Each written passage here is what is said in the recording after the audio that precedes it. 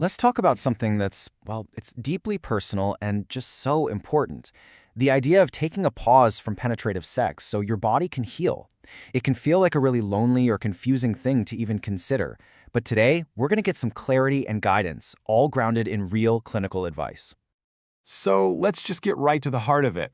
If you're recovering from giving birth, or you're dealing with chronic pain, or maybe going through treatment, you might be asking yourself this exact question.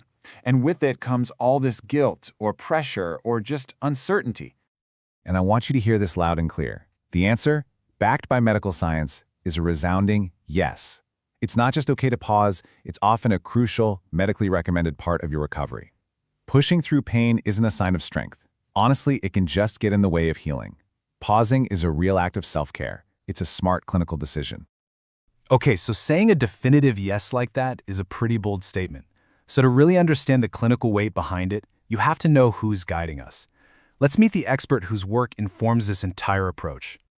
This is Dr. Farzana Khan, and as you can see, her expertise has been built over 2 solid decades.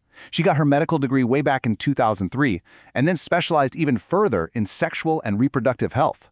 This deep focus has led her to where she is now, not just practicing, but actually training other doctors for some of the biggest names in medical technology. And this is what really tells you why her perspective is so valuable for us today. Her entire clinical focus is right there, on vaginal health and sexual function. But look at that last point, shared decision-making. Her whole philosophy is about empowering you with the knowledge to make the best choices for your own body. All right, so with that expertise in our back pocket, let's dive into the core of it all. Why exactly is hitting pause so essential for healing? Because it's not just about waiting around, it's an active, powerful part of getting better. First, let's just talk about the purely physical side of things. Your body needs a break. I mean, think about it. Whether it's from childbirth or surgery or something like atrophy, those delicate vaginal tissues need time to repair themselves and build new collagen. Continuous friction from penetration, it's kind of like picking at a scab. It just interrupts that vital healing process. But the healing process goes way deeper than just tissue. This is where it gets really interesting. Pain creates this powerful feedback loop in our brain. So, chronic pain isn't just a physical problem anymore. It actually becomes a neurological one. And this breaks that cycle down for us step by step. It's so helpful to see it laid out. First, your brain starts to anticipate pain. In response, your pelvic floor muscles, without you even thinking about it, tighten up to protect you. That's called guarding. But that tension actually makes sex more painful. And finally, that increased pain just proves your brain right, making the fear even stronger for next time. It's a vicious cycle.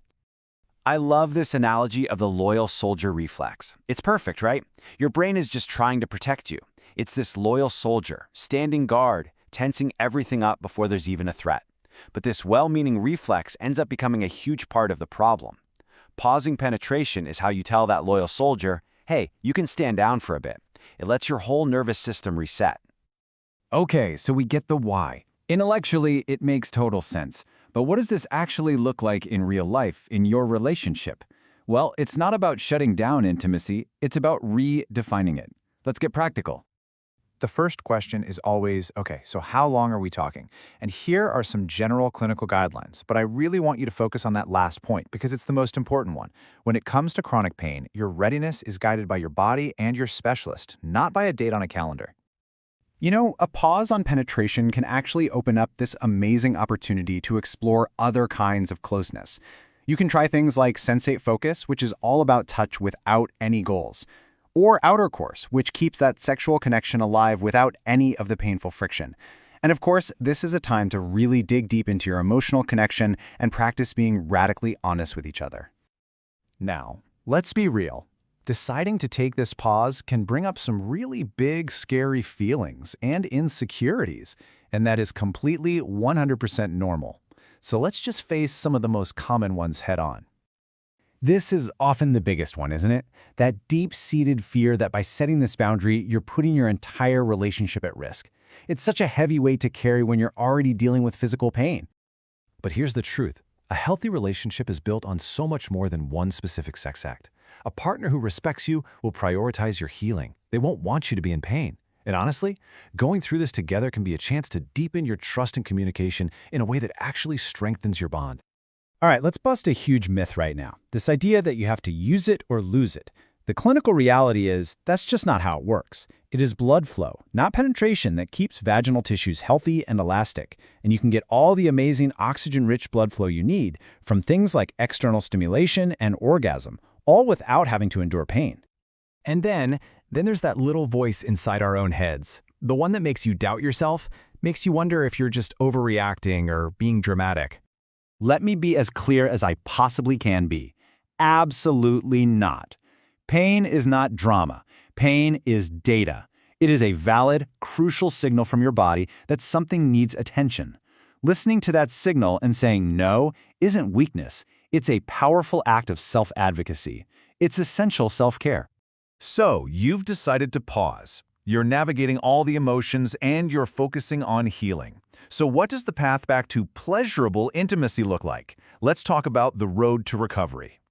When you feel ready to even think about reintroducing penetration, the key is to go so slowly. This is a brilliant technique called the return ramp.